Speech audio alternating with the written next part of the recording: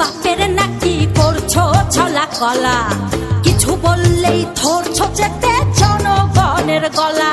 ও দেশটা তোমার বাপের নাকি করছো ছলা কলা।